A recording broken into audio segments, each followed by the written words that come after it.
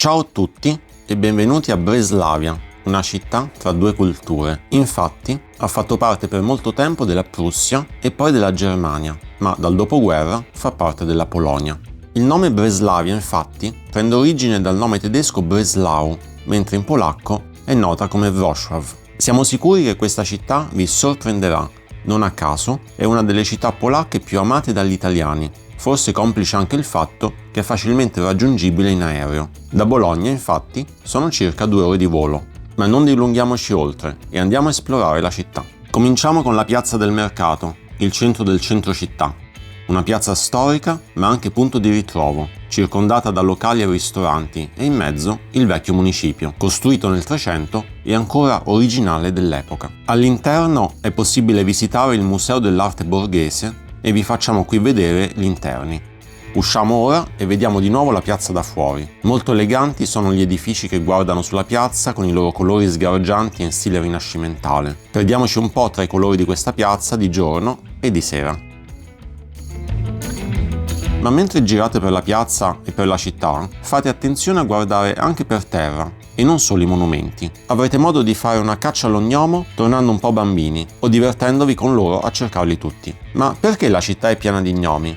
Continuate a guardare il video per scoprire la loro storia. Intanto ci dirigiamo verso Plas Solny, cioè Piazza del Sale, elegante e signorile ad appena pochi metri dalla Piazza del Mercato e adibita da molti decenni a Mercato dei Fiori. Guardate che colori! Sempre in zona, a 300 metri dalla Piazza del Mercato, sorge la cattedrale di Santa Maria Maddalena del XIII secolo, che è un oggetto imponente qui in mezzo alla piazza. Guardate il tetto e che altezza! Entriamo dentro. Dite che si potrà salire sulla torre? Allora, intanto sappiate che dentro la chiesa è abbastanza spoglia. Pesantemente danneggiata durante la Seconda Guerra Mondiale, è stata sistemata nel dopoguerra, ma ha perso irrimediabilmente i suoi ornamenti più belli. Ma c'è una torre gotica, ed è quella che ci darà più soddisfazione, perché dalla sua altezza di 45 metri permette di vedere un bel panorama della città. Eccoci qui sul Ponte dei Penitenti, legato alla leggenda della strega Martinka e di Tecla, una ragazzina immatura e indecisa sulla propria vita che pensava solo a divertirsi invece che a trovare marito e a lavorare. Per questo fu maledetta dal padre e costretta a passare la propria vita a spazzare, invisibile a tutti, questo ponte tra le due torri. Qui invecchiò e arrivò la strega Martinka a darle una mano. Provò a ingaggiare l'aiuto di un mago pregandolo di liberare Tecla dalla maledizione e lui qualcosa fece, ma la ragazzina ormai invecchiata sparì per sempre e nessuno la vide più. La cattedrale principale, o arcicattedrale, si trova invece distante 1,3 km e per arrivarci dobbiamo attraversare un'isola. Questa è la zona più vecchia di Breslavia, abitata già 1000 anni fa. Avviciniamoci. La cattedrale gotica è del XIII secolo ed ebbe una storia travagliata tra ricostruzioni, incendi, restauri, fino ad arrivare alla distruzione per un 70% durante l'assedio di Breslau del 1945. Quello che vediamo ora è frutto della ricostruzione del dopoguerra, ma ciò nonostante, al contrario di altre chiese ricostruite, gli interni sono molto ricchi. Purtroppo per me, ma con gioia di Anna, non era possibile salire sulle torri. Il fiume che attraversa Breslavia si chiama Oder e in polacco Odra. È possibile salire su delle barche per fare delle crocierine su questo fiume. Proviamo!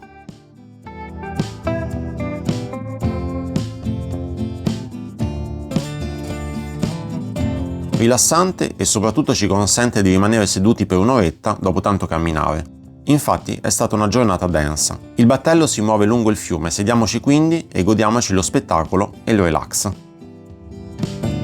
Ed ora svegliamo il mistero degli gnomi. Cosa sono infatti questi gnomi di bronzo sparsi per la città? Negli anni '80, sotto il regime comunista in Polonia, nacque un movimento di resistenza creativa chiamato Alternativa Arancione. Uno dei loro simboli più iconici divenne proprio lo gnomo. Durante le proteste, i membri dell'Alternativa Arancione disegnavano gnomi sui muri dove il governo aveva coperto graffiti politici. Gli gnomi divennero così un simbolo di ribellione giocosa e speranza per un futuro migliore. Nel 2001 Breslavia celebrò questa storia con una statua dedicata al movimento, ma l'idea non si fermò lì. L'artista Tomasz Moszczek iniziò a popolare la città di gnomi di bronzo. Oggi, oltre 600 gnomi, ognuno con la sua storia unica, rendono Breslavia un museo a cielo aperto e una meta imperdibile per chi ama scoprire curiosità. Vicino al lungo fiume Odra è possibile visitare la sede storica dell'Università di Breslavia. Degno di nota è l'Oratorio Mariano, che vediamo qui con le sue decorazioni. Ancora più interessante è la Sala Leopoldina, che vediamo qui con le ricchissime decorazioni e gli affreschi. Fermiamoci 5 minuti per ammirarla. È anche possibile, da qui, salire sulla torre di osservazione che consente di vedere la città a volo d'uccello. Ecco qui ad esempio una vista della piazza del mercato. Se avete tempo, raccomandiamo di visitare il panorama Rassoaviska, un dipinto di 15 x 114 metri allestito a 360 gradi in questo edificio cilindrico. Dentro non era facile fare foto e video, quindi possiamo mostrarvi poco. Sicuramente suggestivo e vale la pena. Questo dipinto raffigura la battaglia di Rassoavice, che fu combattuta nell'aprile del 1794. Noi siamo stati a Breslavia nel 2024, ma c'eravamo già stati nel 2022, ben prima di aprire il nostro canale YouTube, che è stato aperto infatti nell'estate del 2023. In quell'occasione abbiamo avuto modo di visitare il giardino giapponese, assolutamente notevole e consigliato da vedere, ma fuori dal centro e raggiungibile con i mezzi o con l'automobile. Qui possiamo vedere un vero giardino giapponese con tutti i crismi, con ponticelli e sentieri. Vicino, appena fuori, c'è anche questa simpatica fontana multimediale. Quello che vediamo in fondo è la Centennial Hall, costruita nel 1913 e oggi adibita a stadio sportivo.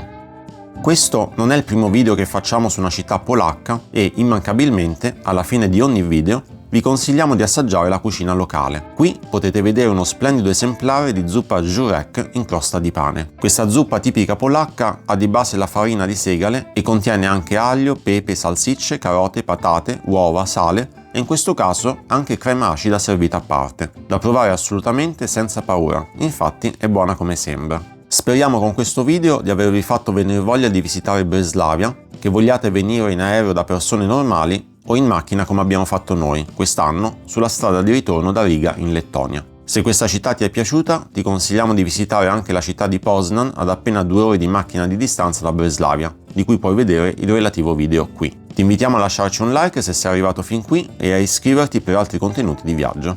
A presto!